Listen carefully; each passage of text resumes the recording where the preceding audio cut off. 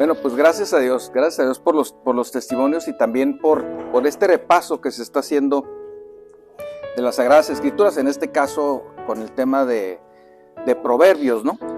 Y cómo aprendemos acerca del Dios verdadero, de la palabra de Dios, y cómo eso nos va fijando principios importantes para aplicar en nuestra vida y nos da un rumbo certero. Y esto es muy, muy importante porque en nuestros tiempos estamos viviendo algo que le llaman la filosofía postmoderna, ¿no? Los filósofos que tratan de encontrar la verdad en todos lados menos donde deben de buscar. Y esta filosofía, pues, dice que todo es verdad, prácticamente según quien lo dice, ¿no? Y esto es algo importante porque vemos que los jóvenes, sobre todo, están abrazando mucho este tipo de ideas y de filosofías, ¿no? Y entonces lo que sucede es que la verdad, o lo que la gente llama la verdad, se vuelve relativo, es relativo a algo. Y en este caso es relativo a lo que la gente piensa, ¿no? Porque cuando uno trata de hablar, y le digo porque últimamente he tratado con muchos jóvenes en la universidad, ellos argumentan, bueno, eso es lo que yo creo. Y eso es lo que yo creo. Bueno, esa es la verdad para ti, pero yo vivo lo que yo creo, y lo que yo creo. Y entonces, al final de cuentas, sin tener mayor fundamento que decir, es lo que yo creo, pues ellos lo consideran como la verdad. Y no les puedes decir nada porque se ofenden, ¿no? Porque es lo que ellos creen. Entonces, el problema que se enfrentan no es tanto, por ejemplo, en este caso, que no quieren escuchar de las Escrituras, sino que no quieren escuchar de que algo es una verdad absoluta, es una verdad indiscutible. Y es una verdad que nosotros conocemos porque, insisto, en los testimonios lo vemos, y en la palabra de Dios y la aplicación de los principios bíblicos, pero ellos no lo ven así. Entonces, todo es relativo a lo que ellos creen, a lo que ellos piensan, y lo que ellos creen y piensan pues proviene de muchas fuentes diversas, de internet, de influencers, de diferentes cosas poco confiables, ¿no? Y todo se hace tan relativo que llegan incluso a pensar pues qué es lo que ellos quieren ser, qué es lo que desean, o incluso qué es lo que ellos son. Porque ya se dan casos de personas que un día dicen, por ejemplo, que yo soy de un sexo, y ¿por qué dices eso? Porque yo lo creo, y días después dicen ser de otro. Eso es algo curioso. Y luego hay alguien que dice de repente, no, es que yo soy un animal, ¿no? O sea, una persona. Entonces es algo totalmente raro, pero no se les puede discutir porque eso es lo que ellos creen, ¿no? Eso es lo que yo creo, y para ellos eso es la verdad. Entonces la verdad, ahora sí que la verdad verdadera que nosotros conocemos, pues la desechan porque no les acomoda, no les agrada, no es de su gusto. Y es un tema que es muy actual, no es una broma, ni trato de ofender a nadie, es una descripción de lo que sucede, y el Señor pues juzgará a cada quien. Pero entonces en estos tiempos nuestro problema con los jóvenes no es tanto con la comunicación, sino tiene que ver con que niegan una verdad absoluta. Entonces, este tipo de frases, bueno, esto está bien para ti, pero no para mí. Eso era en tus tiempos, pero ahora no es así. Es que te quedaste en tiempos muy antiguos, y ahora los tiempos demandan una manera de pensar diferente. Y la gente en general, critica a quienes tenemos ideas claras y firmes en relación a algo, y nos llaman como anacrónicos, ¿no? Ya te quedaste ya en tiempos pasados, nos llaman retrasados, a veces utilizan frases, pues un poquito hasta ofensivas, ¿no? Nos llaman fanáticos, nos llaman hasta trogloditas, he visto que mencionan, no, estos trogloditas que se quedaron en la era del hielo, no sé, cosas por el estilo que son absurdas, pero que de alguna manera la gente lo cree. Y bueno, muchos de ellos lo hacen sintiéndose pues como que son intelectuales, o algo que llaman ahora progresista, ¿no? Son progresistas, y entonces tienen este tipo de ideas. Y esta es una clara estrategia de Satanás, de desviar a la humanidad del conocimiento de Dios, quien es la verdad y es una verdad absoluta. Y ese Dios, cuya esencia es la verdad absoluta, tiene como característica principal el amor. Él ama, lo sabemos porque lo dice la palabra de Dios y porque lo hemos experimentado en nuestra vida, aun a quienes se han mostrado rebeldes a Él y a su voluntad. Y aquí todos hemos dado testimonio, la mayoría, de cómo encontrándonos en rebeldía contra el Señor, inmerecedores de cualquier tipo de amor incluso, pues el Señor nos comparte de su gracia y nos salva. Y eso es una verdad que nosotros hemos comprobado. Confiamos en ella porque lo vemos en las Escrituras, sabemos quién es quien lo dice que es el Señor, pero también lo hemos experimentado en nuestras vidas. Y hemos experimentado entonces también la gracia del Señor. Y estas verdades, como todas las que aparecen en las Sagradas Escrituras, tienen un profundo significado y tienen mucha importancia, sobre todo para quienes queremos conocer más del Señor. Y por eso el día de hoy vamos a hablar de un tema que yo intitulé Necesitas la gracia y verdad de Jesucristo. Necesitas la gracia y verdad de Jesucristo. Todos lo necesitamos.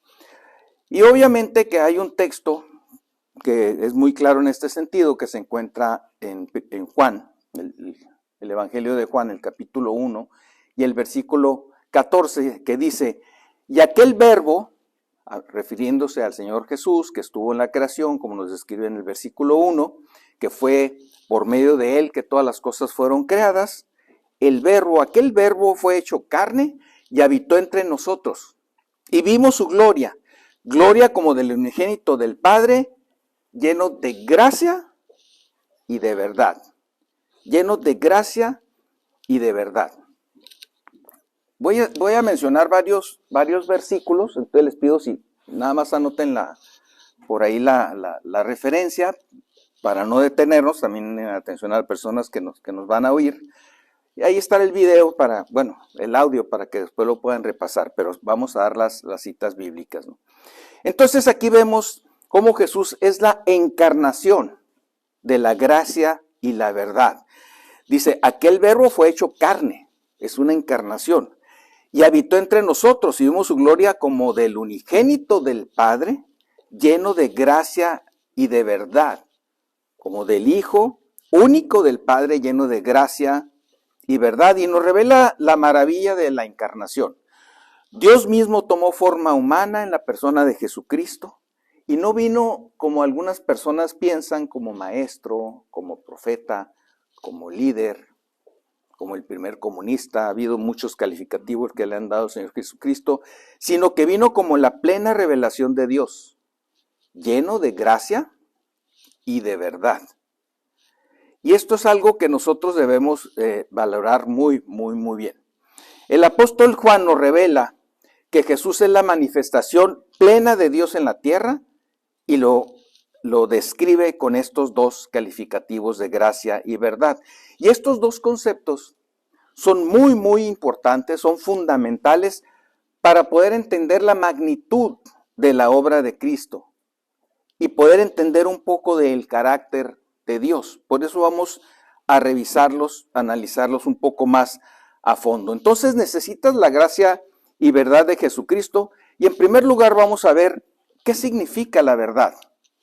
Porque así di la introducción, aunque están cambiados los términos en la frase, vamos a iniciar por la verdad. Bueno, todos sabemos que el Nuevo Testamento está escrito en griego.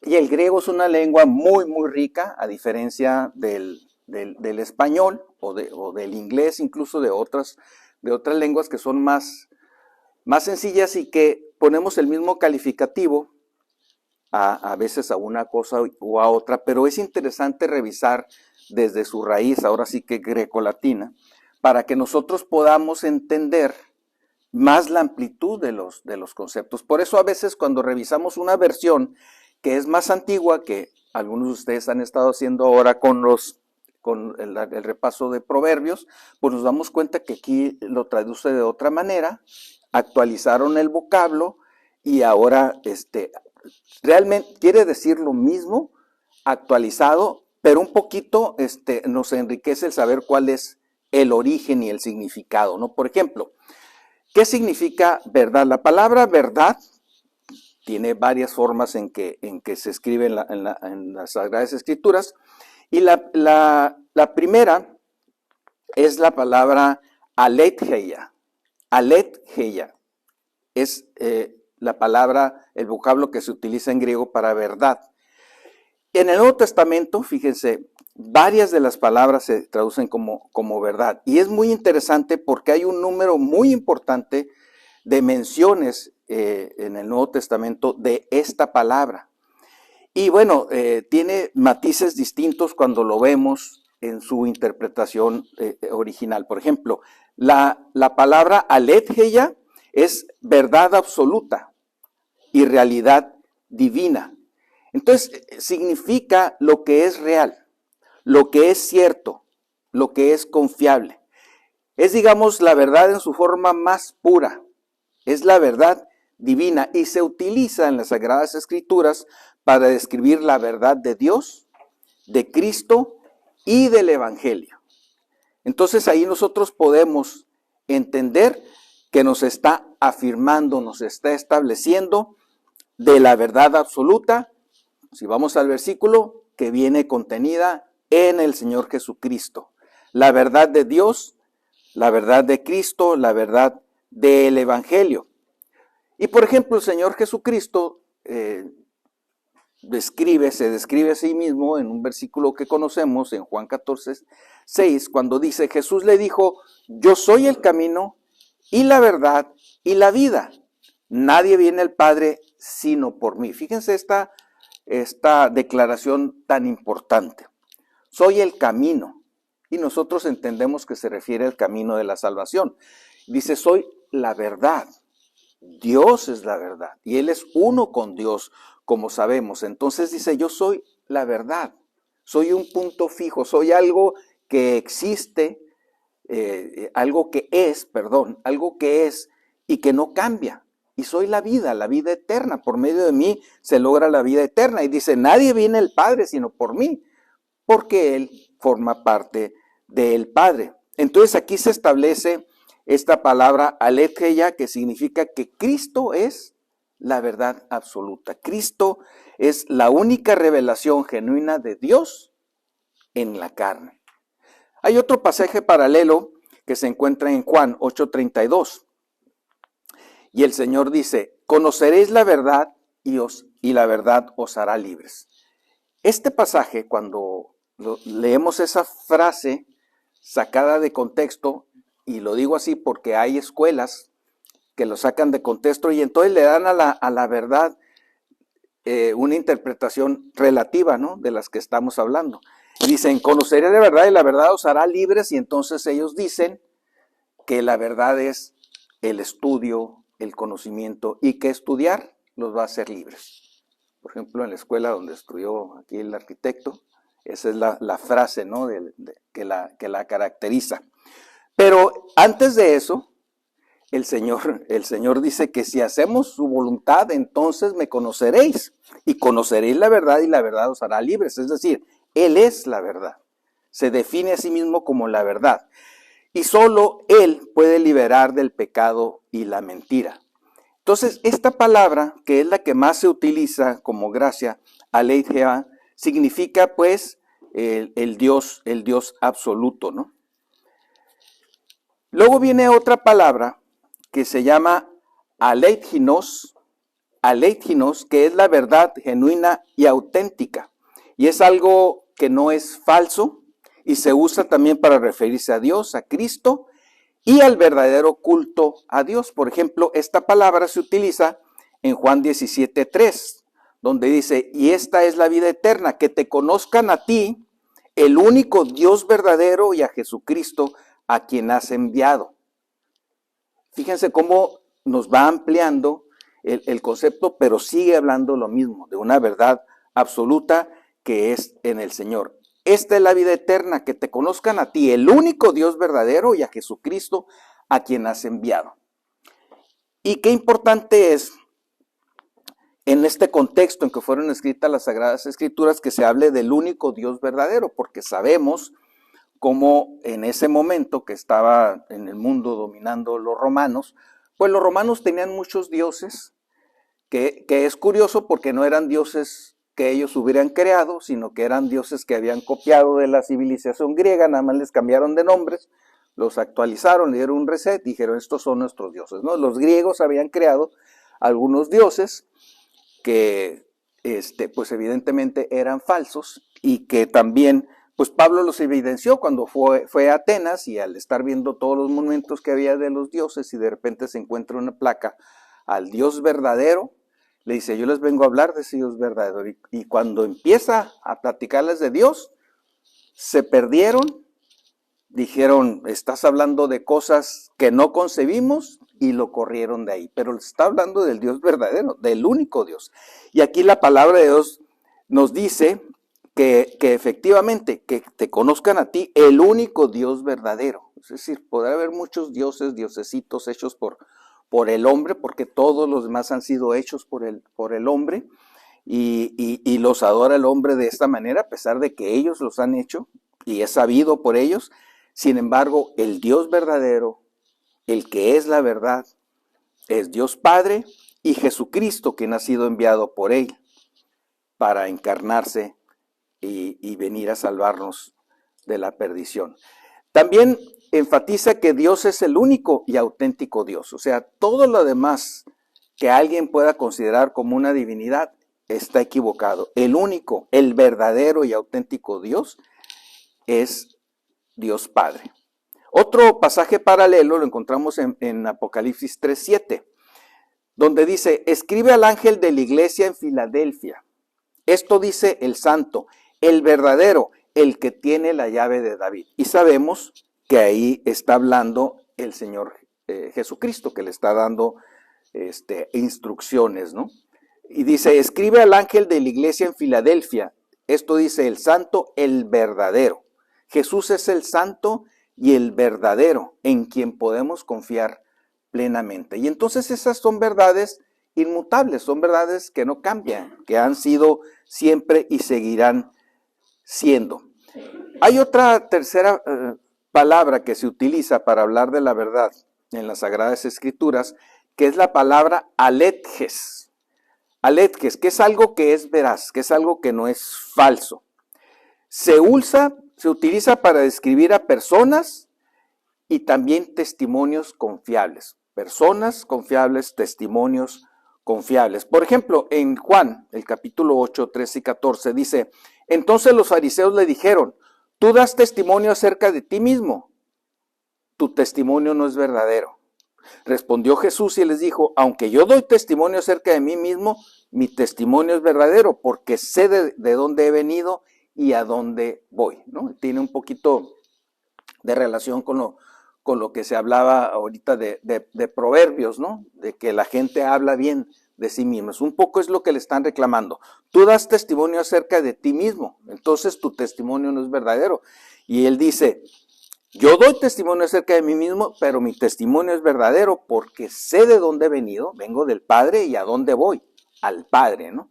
Que esta es una enseñanza que nos dejó el Señor y que, bueno, hemos visto que se cumplió en su vida también. Entonces es un testimonio verdadero. Se enfatiza que el testimonio de Jesús es totalmente confiable y veraz en esta acepción de la palabra verdad. En Tito 1:13 también utiliza esta misma palabra, cuando dice, este testimonio es verdadero. Por tanto, repréndolos duramente para que sean sanos en la fe. O sea, aquí alguien estaba dando un testimonio de que personas creyentes estaban desviándose y dice, este testimonio es verdadero, por tanto, repréndelos duramente para que sean sanos en la fe. Entonces, esta palabra se utiliza para confirmar que un testimonio es fiel, que es digno de confianza.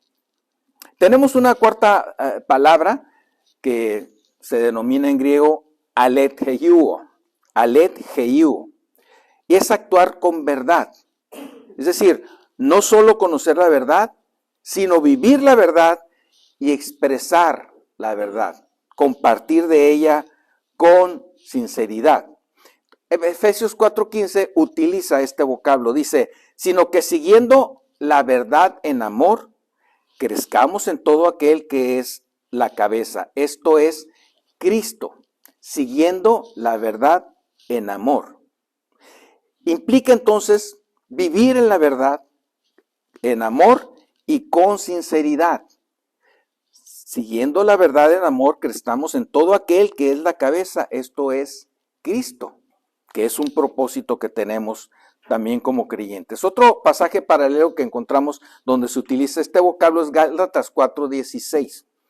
¿Me he hecho pues vuestro enemigo por deciros la verdad? ¿Me he hecho vuestro enemigo por deciros la verdad? Y aquí Pablo utiliza esta palabra para decir que la verdad debe ser compartida en amor, con sinceridad, a pesar de las consecuencias negativas que pueda tener para personas que se declaran enemigos de la verdad. O sea, soy enemigo tuyo porque te dije la verdad. Y esto es una experiencia que algunos de nosotros podemos haber tenido cuando hablamos con alguien que no conoce al Señor Jesucristo, que anhelamos que lo conozca. Hay gente que se ofende, que se molesta y nos deja de hablar. Ya no somos tan amigos como éramos antes. Ya eres diferente. Me llama la atención porque hay un grupo de amigos de la escuela y dicen, no, es que cambiaste de religión, dicen. Cuando ellos tampoco viven una religión, o sea, nacieron dentro de unas creencias, pero tampoco las viven, ¿no? Entonces cambiaste de religión. No cambié. O sea, yo anduve buscando la verdad y no la encontré, ahí donde tú dices, y finalmente la encontré en las Sagradas Escrituras. Pero entonces la gente, muchos tienen respeto, se reservan, no dicen groserías, etc. Pero hay otros que ya nos frecuentan y que pueden incluso convertirse, como yo tuve una mala experiencia y de una persona que fue cercana a mí, pues que se convierte como en un enemigo, ¿no? Y cada vez que tiene una oportunidad, o que tenía una oportunidad, pues hablaba o hacía acciones en contra de mí, simplemente porque yo le compartía la palabra de Dios y él no soportaba que aquel muchacho vago, travieso, rebelde y todas las cosas que se puedan ustedes imaginar, ahora pues vivía por la gracia de Dios y era diferente. Y entonces no lo concebía, no lo podía creer, tal vez lo consideraba como alguna hipocresía o no lo sé, pero se convirtió en un enemigo y pues evidentemente nunca dejé de compartirle a él ni a nadie la verdad, porque sabemos que es la verdad absoluta, ¿no? Entonces aquí se utiliza este vocablo, Pablo lo utiliza para decir que la verdad se debe de compartir siempre, aunque duela, aunque traiga consecuencias, aunque la gente pueda pensar lo que quieran, siempre debemos de compartir esta verdad. Entonces vemos cómo en la Biblia la verdad no es un concepto abstracto, es una realidad viva. Es una realidad viva en Cristo y su palabra. La misma palabra de Dios nos dice que la palabra es viva y eficaz. Y entonces no es un concepto que cambie, que se mueva, es algo fijo que es eterno. Y la afirmación que Él nos hace, que Dios mismo nos hace, es justamente que Él es eterno. Cuando le pregunta Moisés a Dios, ¿cómo les digo quién me envió? En Éxodo 3:14 dice, respondió Dios a Moisés, yo soy el que soy. Y dijo, así dirás a los hijos de Israel, yo soy, me envió a vosotros. Y una vez me platicaba un creyente una anécdota de una persona que era estudiosa de la Biblia y tenía un debate con una persona que no creía en Dios, con un ateo, y entonces le dijo, entonces ¿tú crees en la existencia de Dios? Y le dijo, no, yo no creo en la existencia de Dios. Y le dijo, a ver, ¿cómo? ¿No crees en la existencia de Dios? No. Entonces, ¿Dios no existe? No, yo no creo que Dios existe. Yo creo que Dios es. Y hay una gran diferencia, ¿no? Porque Dios es y no cambia, ha sido siempre y será siempre. Él es. El concepto de la existencia tiene un término delimitado por el tiempo, algo que existe o algo que no existe, pero Dios es. Dios creó todas las cosas y Él no tiene un fin. Es siempre, ¿no? es eterno. Entonces esta verdad de las que nos hablan las Sagradas Escrituras es eterna, son verdades eternas, son verdades que no cambian ni cambiarán. Entonces cuando alguien te diga, oye, las ideas que tú persigues son ideas muy antiguas, y más de lo que te imaginas, o sea, son mucho más antiguas y seguirán siéndolo muchos, muchos años más, pero son verdades que no cambian. Es algo sobre lo que podemos tener certeza. Eso es algo que a mí me parece algo muy, muy, muy importante, ¿no? Las verdades en el Señor. Porque una de las cosas que a mí recuerdo de joven que me hacían rebelarme ante muchas situaciones era que no confiaba en las personas y además que no veía congruencia en muchas cosas que hacían las personas. Entonces, para mí, pues no me generaban ninguna confianza, ¿no? Y veía que las personas cambiaban. Incluso ahorita que se hablaba de la importancia de dedicar, que por cierto, los proverbios están llenos de este principio de la importancia de educar a nuestros hijos en los principios bíblicos, en la verdad bíblica. Yo recuerdo que en estos tiempos de rebeldía, yo decía que no iba a tener hijos, yo había declarado, yo no voy a tener hijos. Y mi argumento era, pues, ¿para qué voy a traer hijos a este mundo si es así, así, así, así, ¿no? Y entonces decía, yo no voy a tener hijos. Más tarde dije, ¿sabes qué? No, sí voy a tener hijos, pero yo los voy a educar. Y van a ser líderes y van a hacer cosas. Entonces dije, no, mis hijos van a ser líderes en el futuro, ¿no? Pero la verdad es que con qué armas, con qué herramientas hace uno así. Cuando conozco la palabra de Dios, cuando conozco los principios bíblicos, tuve una paz impresionante, como saben ustedes, una paz que no se puede describir, de saber exactamente qué tenía que hacer con mis hijos, cómo educarlos, cómo guiarlos, cómo disciplinarlos, qué ejemplo darles. Y la verdad es que eso, pues completó muy bien la idea. Bueno, yo quería tener líderes, bueno, pues ahora que sean líderes verdaderos, ¿no? Líderes espirituales, líderes de la verdad, que espero algún día, ¿no? Podamos ver esa realidad. Pero en un momento determinado cambió totalmente mi concepto, pero me dio una tranquilidad de saber, yo aplico los principios bíblicos porque sé que es la verdad y sé que va a producir los resultados que ahora veo a lo largo de los años que han funcionado. Sí, evidentemente, pues hay retos, hay caídas, hay dificultades, pero al final de cuentas ahí están los principios que ellos mismos pueden reconocer. Entonces da una confianza infinita saber que lo que uno está haciendo es la verdad, no es algo que cambia, y Dios es la verdad.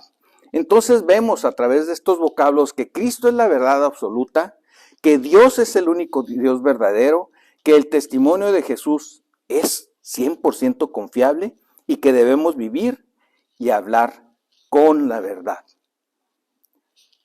Aquel verbo fue hecho carne y habitó entre nosotros y vimos su gloria, gloria como del unigénito del Padre, lleno de gracia y de verdad. Y el concepto de la gracia es otro concepto muy, muy interesante y muy profundo que nos muestra la palabra de Dios. Por lo tanto, vamos a ver que en segundo lugar necesitas la gracia de Jesucristo. ¿Qué es la gracia? La pregunta sería, ¿qué es la gracia? Gracia es una palabra que se encuentra en la Biblia más de 160 veces y 128 de estas se encuentran en el Nuevo Testamento.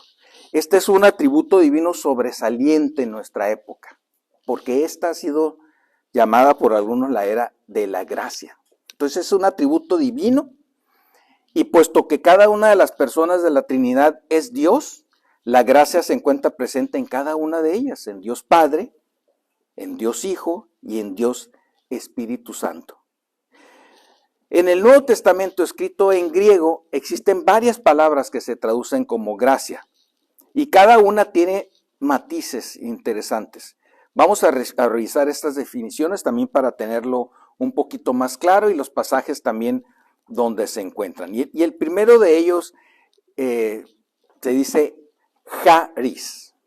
Charis. Es la gracia como favor inmerecido. Es el favor divino. Es la bondad inmerecida, la misericordia de Dios. Y es la palabra más común para gracia en el Nuevo Testamento, charis. Se escribe charis, pero se pronuncia como J, ¿no? Y bueno, como ejemplo de esto, pues podemos ver en Efesios 2:8, porque por gracia sois salvos por medio de la fe, y esto no de vosotros, pues es don de Dios. Por gracia sois salvos. Es un favor divino, es una misericordia que Dios tiene con nosotros, y es algo que es totalmente inmerecidos. Por gracia sois salvos, por medio de la fe, que es por medio de creer y depositar nuestra confianza. Dice, esto no de vosotros, es un don de Dios, es un regalo de Dios. Entonces la gracia que nos hace salvos es un regalo de Dios. Somos hechos salvados de una manera gratuita, de una manera inmerecida, por una bondad que Dios tiene con nosotros, por el inmenso amor de Dios que Él tiene para con nosotros. Dice, no de vosotros, es decir, no es que ustedes hayan hecho algo, no es que ustedes tengan un merecimiento, no es que ustedes se hayan esforzado. Lo único que necesitamos es creer. Sois salvos por medio de la fe. Y esto es también sumamente importante, porque aquí se refiere a este regalo que Dios nos da, que es inmerecido y es el regalo más importante que podemos tener, el regalo de la salvación. Entonces esta palabra de gracia establece la importancia que tiene para Dios el que nosotros seamos salvados. Nos da de su gracia para que podamos ser salvados. Es un regalo de Dios. Otro ejemplo lo podemos ver en 2 Corintios, capítulo 12, versículo 9. Y este es un versículo que la verdad llama mucho mi atención cuando dice, bástate mi gracia porque mi poder se perfecciona en la debilidad, ¿no? Cuando está sufriendo Pablo un padecimiento y dice que 3 veces ha orado para que se lo quite, pero entendió que el Señor le dijo, bástate mi gracia porque mi poder se perfecciona en la debilidad. Y yo he meditado mucho en este pasaje, como sé que muchos de ustedes también, porque decimos, bástate mi gracia. Bueno, ¿qué me estás diciendo, Señor? Aquí, bástate mi gracia es qué, o sea, yo no soporto este dolor, pero sé que en algún momento, pues tú me estás diciendo que hay algo en lo que tengo que confiar. Aquí la palabra gracia se refiere al poder y al favor de Dios, es el poder de Dios. Porque fíjense cómo complementa la frase, porque mi poder se perfecciona en la debilidad. Entonces, bástate mi gracia porque mi poder se perfecciona en la debilidad. Es decir, tal vez tenía Pablo algún problema de orgullo, tal vez tenía Pablo alguna situación por la que tenía que pasar por esta prueba para que él se considerara a sí mismo como débil. Y una vez débil, el poder de Dios se puede fortalecer en él. Y qué interesante, ¿no? Es la gracia de Dios y el amor de Dios. O sea, permite que una situación venga a nuestras vidas porque Él quiere obrar en nuestras vidas y porque quiere que el poder de Él pueda manifestarse en nuestras vidas. Y entonces a veces uno dice, ay, pero ¿por qué tengo este dolor?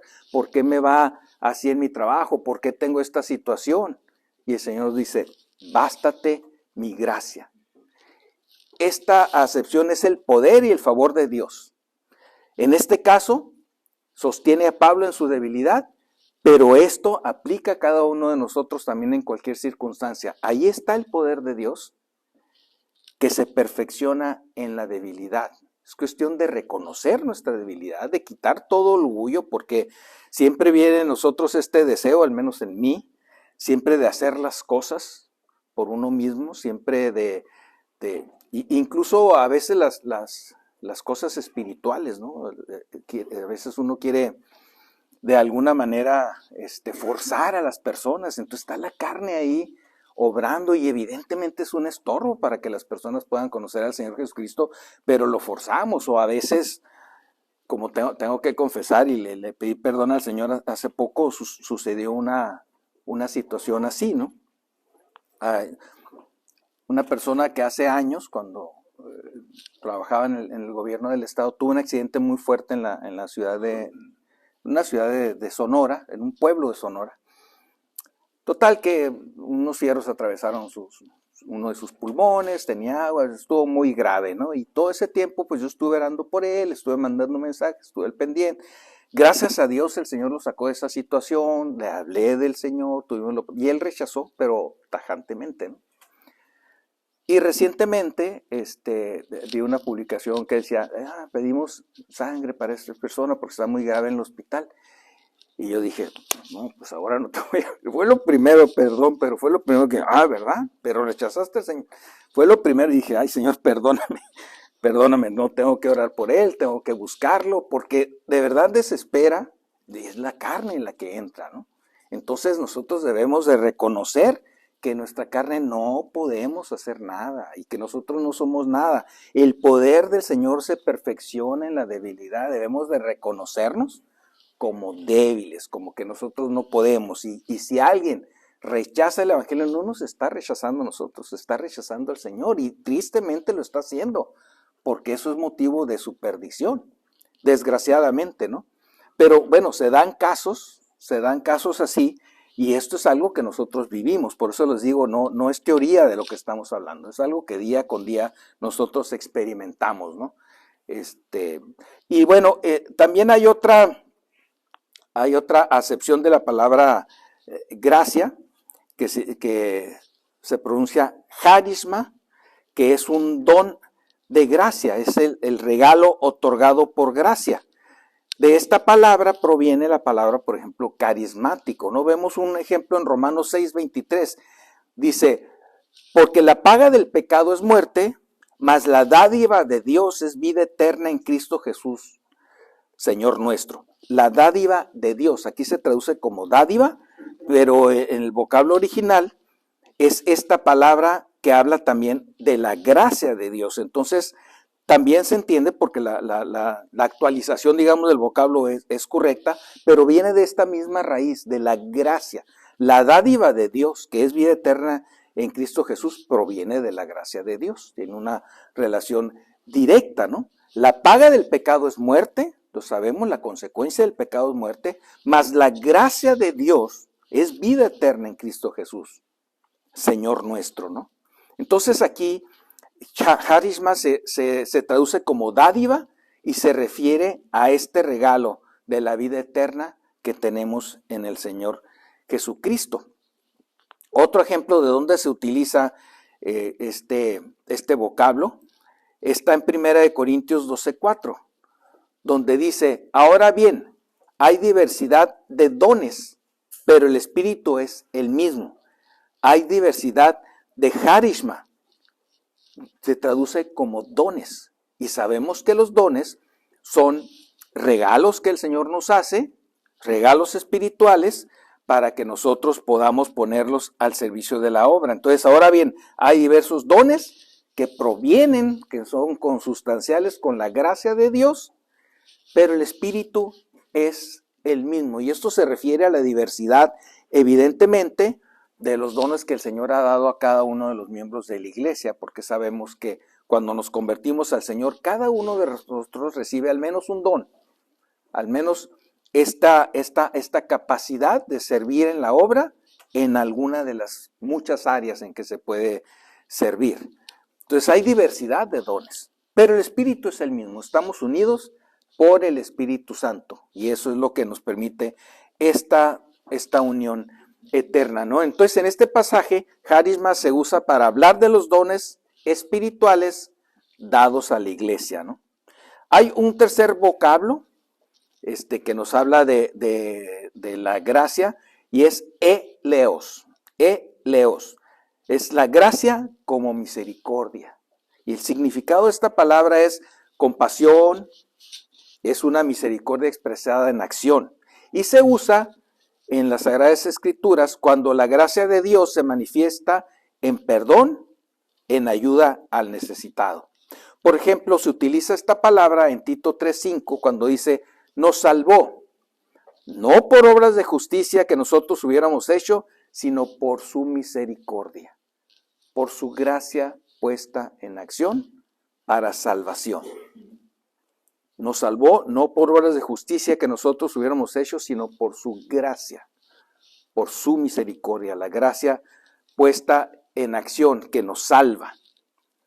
Otro ejemplo donde se utiliza este vocablo es en Hebreos 4:16, que dice: acerquémonos pues confiadamente al trono de la gracia para alcanzar misericordia y allí hallar gracia para el oportuno socorro. Y es muy interesante porque nos habla aquí hay dos vocablos, eleos y charis, aparecen juntos. Dice: acerquémonos pues confiadamente al trono de charis para alcanzar misericordia, eleos, y hallar gracia para el oportuno socorro. Entonces es la gracia del Señor manifestada de dos maneras diferentes en un mismo pasaje. Acerquémonos confiadamente al trono de la gracia para alcanzar misericordia y hallar gracia para el oportuno socorro.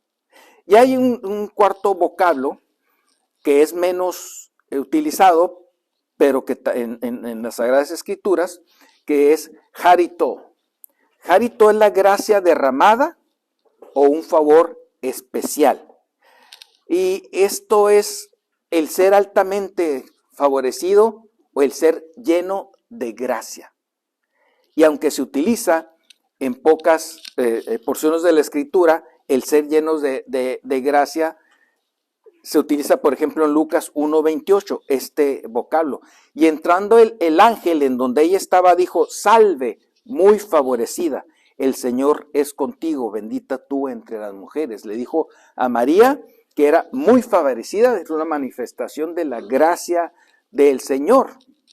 Le dijo: salve, llena de gracia por el Señor. En griego, muy favorecido, indica que María recibió un favor muy especial de parte de Dios. Un favor que la llenó de la gracia de Dios.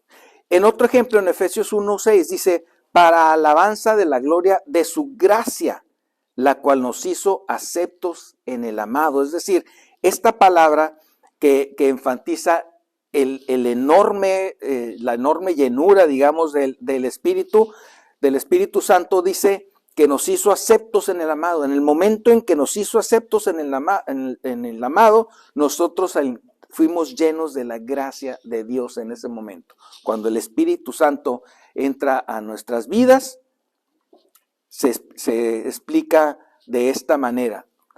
Entonces, charito muestra que Dios nos ha hecho aceptos por medio de Jesucristo, por medio de su gracia. Nos ha llenado de su gracia cuando fuimos aceptos en el amado. Entonces vemos que hay 4 vocablos que hablan de la gracia de Dios. Charish, que es el favor inmerecido; charishma, que son los regalos, los dones de gracia; eleos, que es la misericordia y compasión; y charito, que es un favor especialmente otorgado.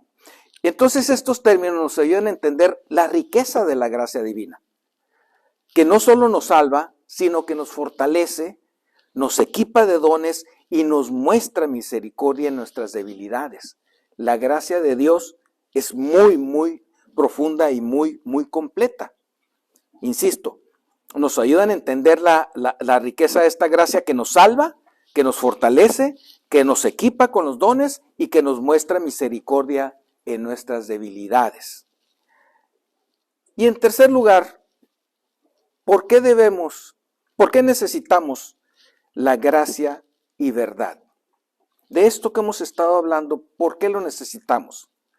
Pues porque la Biblia enseña que toda la humanidad está perdida en pecado y condenación. Entonces es muy importante la gracia de Dios para todos quienes hemos estado perdidos, o para todos los que actualmente se encuentran perdidos, que puedan ser salvados. Romanos 3:10-12 nos dice: como está escrito, no hay justo ni aun uno. No hay quien entienda. No hay quien busque a Dios. Todos se desviaron. A unas se hicieron inútiles. No hay quien haga lo bueno. No hay ni siquiera uno. Todos se desviaron. Nosotros nos desviamos. Pero la gracia de Dios hizo que por fe nosotros recibiéramos su favor y seamos entonces salvados por Él por una eternidad. Pero también nos comportábamos como todos, ni uno justo, no hay quien entienda, no hay quien busque a Dios. Ahora es el Espíritu Santo quien nos guía, es el Señor Jesucristo que nos hace justos, es la palabra de Dios que nos hace entender y es el Espíritu Santo que nos mueve para que busquemos día con día al Señor y entonces andemos en sus caminos. En Romanos 3:23 también dice, por cuanto todos pecaron, están destituidos de la gloria de Dios.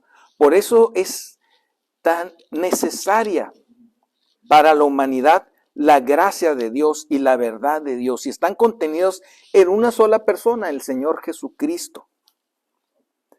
Dios envió a su Hijo para salvarnos. Cuando nos encontramos en esta condición de pecado, de rebeldía, de perdición, dice Lucas 19:10, porque el Hijo del Hombre vino a buscar y a salvar a lo que se había perdido. Vino a buscar y a salvar lo que se había perdido. Entonces la única solución es la confianza, es la fe en Jesucristo.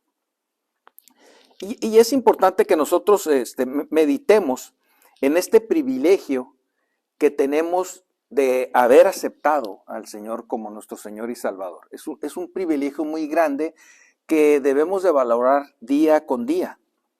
Porque, por ejemplo, el pueblo de Israel, habiendo sido el pueblo elegido por Dios para mostrarle a toda la humanidad el plan de salvación, para que por medio de él viniera el Salvador, llegó un momento en que ellos cayeron en soberbia y se creyeron superiores a todas las naciones, y había algunas naciones, como sabemos, a los samaritanos, es más, a todos los que no fueran israelitas les llamaban perros, ¿no? O sea, los denostaban de esta manera. Y entonces ese era como el orgullo nacional, ¿no? Es que nosotros somos los escogidos por Dios. Pero Dios no los escogió porque ellos fueran buenos para algo. Dios no los escogió porque ellos tuvieran muchos méritos.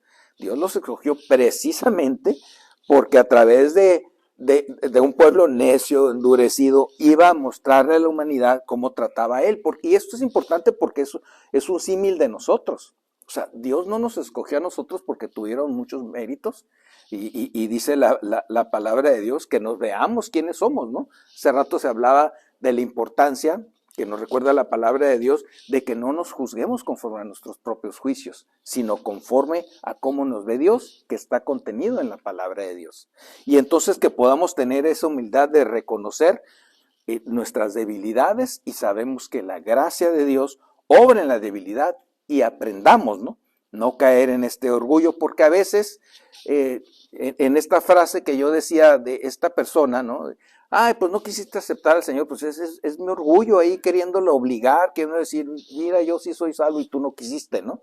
O sea, van muchas cosas implícitas ahí que uno tiene que entender y decir, Señor, perdóname, de verdad, pues necesito de tu gracia, ¿no? Y al final de cuentas, gracias a Dios que podemos tener esta certeza. Pero decíamos entonces que la única solución es la fe en Jesucristo. Vemos en Romanos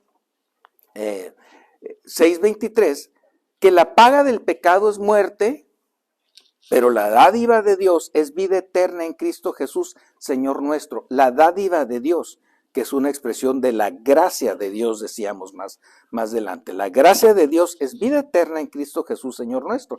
Y obviamente en Juan 3:16, porque de tal manera amó Dios al mundo, que ha dado a su Hijo unigénito, para que todo aquel que en él cree no se pierda, mas tenga vida eterna. Ahí está la gracia de Dios manifestando. Dio una parte de sí mismo, se dio a sí mismo, para que todo aquel que creyera fuera justificado de sus pecados, sin que hubieran hecho nada más que creer. Dio la salvación por sus enemigos, por gente que no quería saber de él, y a través de ellos podamos tener vida eterna. Por eso es tan importante que nosotros valoremos la gracia de Dios. Dice el pasaje que el Señor Jesucristo vino lleno de gracia y de verdad.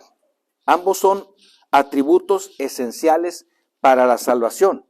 Porque si solo hubiera venido gracia sin verdad, Dios nos perdonaría sin cumplir su justicia, sin cumplir su verdad. Eso sería un juicio injusto. Cuando se habla de la verdad, se habla de la palabra de Dios, se habla de las escrituras, se habla de los mandamientos que el Señor estableció como un estándar a cumplir para que nos diéramos cuenta que no lo podíamos cumplir por nosotros mismos. Eso es lo que se llaman la ley. Pero el Señor Jesucristo era la palabra de Dios hecha carne, lleno de gracia y de verdad. Si solo hubiera venido como verdad y no como gracia, todos estaríamos condenados, porque ninguno de nosotros puede cumplir perfectamente la ley. Era importante entonces que Dios se revelara a nosotros lleno de gracia y de verdad, en este equilibrio perfecto de gracia y de verdad. Jesús muestra su gracia al salvarnos por amor y también la verdad al cumplir la justicia divina en la cruz. Él pagó por nuestros pecados. Nuestros pecados, de los cuales fuimos perdonados, no se quedaron sin paga. Él los pagó. Para nosotros entonces se demanda el creer, se demanda la fe, pero nuestros pecados fueron pagados por Él. O sea, no es, hay gente que cuando les compartimos el evangelio dicen, ay, así tan fácil, así ya nada más tengo que creer. No fue fácil, ni para ti es gratuito, forma parte de la gracia que Dios te extiende. Pero tuvo un alto precio, la vida del Señor Jesucristo, que pagó por nuestros pecados. Para Él no fue gratuito, para ti lo está haciendo ahora. Hay gente que no entiende eso, hay gente orgullosa que dice, no, nadie va a pagar por mí, yo pago. Pues no puedes pagar. Te vas a perder porque no hay forma en que tú puedas pagar. Dice Juan 1:17, la ley por medio de Moisés fue dada. La ley por medio de Moisés fue dada. Pero la gracia y la verdad vinieron por medio de Jesucristo. Moisés mostró, enviado por Dios, el estándar que Dios tenía. La verdad. Pero solo Jesús trajo esta combinación perfecta de gracia y verdad para la salvación. Y nosotros podemos ver ejemplos de cómo el Señor en su vida también cotidiana aquí, Él obraba de esta manera. Y tenemos, por ejemplo, el ejemplo de la mujer samaritana, ¿no? Que podemos encontrar en Juan 8, del 10 al 11. Recordemos que Juan 8, 10 al 11. Recordemos que esta mujer fue sorprendida en adulterio. Y evidentemente estaba contraviniendo la ley. Evidentemente había una consecuencia que ella tenía que pagar por encontrarse en esta situación. Entonces le traen unas personas queriendo poner a prueba también al Señor Jesús, la iban a apedrear, la iban a matar, y evidentemente le decían a él, pues que él también participara, ¿no? de esta lapidación. Sin embargo, el Señor Jesucristo maneja la situación muy sabiamente y les dice, ¿quién de ustedes esté libre del pecado para tirar la primera piedra? Y entonces evidentemente se reconocieron como personas pecadoras también, ¿no? Todos somos pecadores. ¿Quién de nosotros puede emitir juicio contra un pecador? Ninguno de nosotros. Nosotros hemos sido perfeccionados en el Señor y somos perfeccionados por medio de la palabra en el Señor, pero es algo que el Señor nos da. No es porque nosotros tengamos un mérito.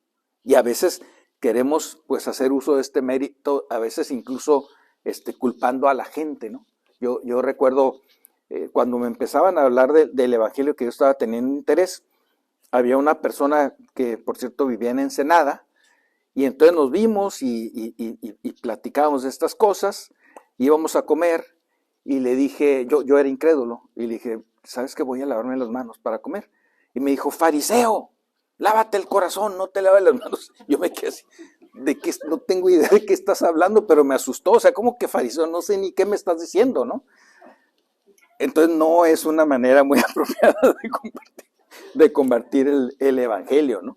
Es cierto, o sea, el Señor es el que limpia nuestro corazón. Y bueno, tenemos también una anécdota ahí de que el Señor habla que la importancia de lo que se debe cuidar es lo que sale de la boca del hombre, de lo que proviene del corazón, no el de las manos, pero no sea rudo, ¿no? O sea, no me digas eso, realmente no entendí lo que me estaba diciendo hasta tiempo después, pero evidentemente no me causó muy buena impresión. Entonces, en este caso, estamos viendo a esta persona que es pecadora y el Señor lo que le dice es, ¿ninguno te condenó? Ella dijo, ninguno, Señor. Entonces Jesús le dijo, ni yo te condeno, vete y no peques más. Extendió su gracia al Señor. Y esta parte es muy importante. El Señor extendió su gracia. No negó que fuera pecadora, no negó la verdad, no negó la ley. Incluso le recomendó, no peques más. O sea, le está reconociendo que ella pecó. Pero está extendiendo su misericordia como hace con mucha gente, como hizo conmigo y con muchos que recibimos el mensaje de la salvación, lo rechazábamos y algún día pues pudimos tomar esta decisión. El Señor muchas veces extiende la vida de las personas y los extiende dando la oportunidad de que se arrepienten. Y nuevamente viene a mi mente esta anécdota que yo les platicaba, esta persona que estuvo gravísima en el hospital y cuando sale adelante pues no recibe al Señor y no lo recibe y ahora está otra vez muriéndose y no recibió nunca al Señor Jesús. O sea, fue en vano el hecho de que el Señor le haya extendido la vida dándole la oportunidad de que le recibiera. Así con la mujer samaritana, le dijo, vete, no peques más. Reconoció que era pecadora, pero la gracia de él hizo que de alguna manera salvara su vida. Entonces, él no la condena, pero reconoce que es una mujer pecadora. El Señor Jesucristo extiende su misericordia, dándonos la oportunidad de que seamos salvos y dándonos la oportunidad de que crezcamos, porque necesitamos la gracia y verdad de Jesucristo para salvarte, pero también si nosotros somos creyentes, es importante continuar en la gracia y en la verdad, porque evidentemente necesitamos todos los días de la gracia de Dios y todos los días crecer al pleno conocimiento del Señor Jesucristo. Cada uno de nosotros debemos mantenernos conscientes de la necesidad que tenemos de la gracia de Dios, de la importancia de todas estas manifestaciones de la gracia de Dios en nuestra vida y de la importancia de la verdad, que es la palabra de Dios en la vida, para que podamos cumplir lo que dice 2 de Pedro 3:18, donde nos dice, antes bien, creced en la gracia y el conocimiento de nuestro Señor y Salvador Jesucristo. A Él sea gloria, ahora y hasta el día de la eternidad. Amén. En la gracia y en el conocimiento de nuestro Salvador y Señor Jesucristo. Y ese conocimiento lo obtenemos por medio de la palabra de Dios, por medio de la verdad. Aquí vemos la manifestación de la necesidad que tenemos de la gracia y de la verdad para seguir conociendo cada vez más y más del Señor Jesucristo. En Efesios 3:17-19 dice Pablo, para que habite Cristo por la fe en vuestros corazones, a fin de que arraigados y cimentados en amor, seáis plenamente capaces de comprender con todos los santos, aquí está hablando los creyentes, cuál sea la anchura, la longitud, la profundidad y la altura, y de conocer el amor de Cristo que excede a todo conocimiento, para que seáis llenos de toda la plenitud de Dios. Gracias a Dios que nosotros podemos tener este privilegio. No lo desechemos, no lo dejemos de lado. El ser llenos de toda la plenitud de Dios es algo verdaderamente importante para que nosotros nos enfoquemos.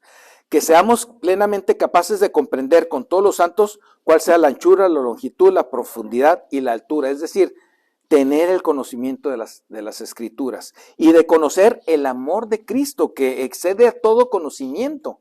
El amor de Cristo excede a todo conocimiento y dice para que seáis llenos de toda la plenitud de Dios. Este es un propósito que debemos de tener diariamente en nuestras vidas, de crecer en el conocimiento del Señor Jesucristo para ser llenos de la plenitud del Señor algún día. También debemos compartir la gracia y la verdad con otros, y eso es muy importante. En Colosenses 4:6 dice, sea vuestra palabra siempre con gracia, sazonada con sal, para que sepáis cómo debéis responder a cada uno. Sea vuestra palabra siempre con gracia, o sea, la manifestación de la palabra de Dios, de la gracia de Dios, debe estar en lo que nosotros compartimos con otras personas. Por eso pongo el ejemplo de esta persona que me llamó de esta manera y yo no vi la gracia de Dios ahí, evidentemente, ¿no?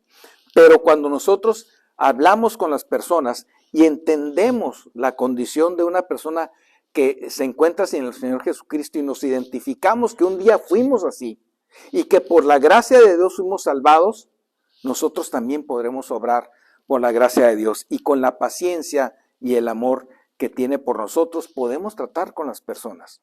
Sea vuestra palabra siempre con gracia, sazonada con sal, con la sal que valdría aquí a la verdad, a la palabra de Dios, para que sepáis cómo debéis responder a cada uno. Así como Cristo nos ganó por gracia y en verdad, nosotros debemos reflejar esto en nuestras vidas.